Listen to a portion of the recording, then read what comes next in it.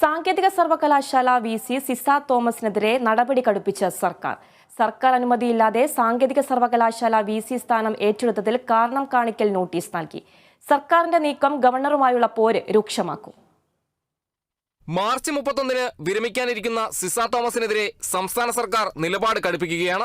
സർക്കാർ അനുമതി കൂടാതെ സാങ്കേതിക സർവകലാശാല വൈസ് ചാൻസലറുടെ ചുമതല ഏറ്റെടുത്ത നടപടി കേരള സർവീസ് ചട്ടത്തിന്റെ ലംഘനവും പെരുമാറ്റദൂഷ്യവുമാണെന്ന് ചൂണ്ടിക്കാട്ടിയാണ് ഉന്നത വിദ്യാഭ്യാസ സെക്രട്ടറിയുടെ നോട്ടീസ്. 15 ദിവസത്തിനകം സർക്കാരിന്റെ രേഖാമൂലം മറുപടി ബോധിപ്പിച്ചില്ലെങ്കിൽ വകുപ്പ് തല അച്ചടക്ക നടപടി സ്വീകരിക്കുമെന്ന് നോട്ടീസിൽ വ്യക്തമാക്കിയിട്ടുണ്ട്. സിസ തോമസ് സാങ്കേതിക സർവകലാശാലയുടെ ചുമതല ഏറ്റെടുത്ത് 5 മാസം പിന്നിട്ട ശേഷമാണ് ഇപ്പോൾ സർക്കാർ കാരണം കാണിക്കൽ നോട്ടീസ് നൽകിയിരിക്കുന്നത്.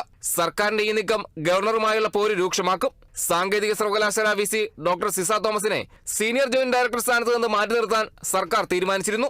എന്നാൽ കേരള അഡ്മിനിസ്ട്രേറ്റീവ് ട്രിബ്യൂണലിന്റെ ഉത്തരവിന്റെ അടിസ്ഥാനത്തിലാണ് തിരുവനന്തപുരം ബാർട്ടൺ ഹിൽ എഞ്ചിനീയറിംഗ് കോളേജ് പ്രിൻസിപ്പലായി സിസ തോമസിനെ നിയമിച്ചത്. ഇതിനു പിന്നാലെയാണ് സർക്കാരിന്റെ കാരണം കാണിക്കൽ നോട്ടീസ് കൈപ്പറ്റിയെന്നും സമയബന്ധിതമായി തന്നെ മറുപടി നൽകുമെന്നും സിസ തോമസും പ്രതികരിച്ചു.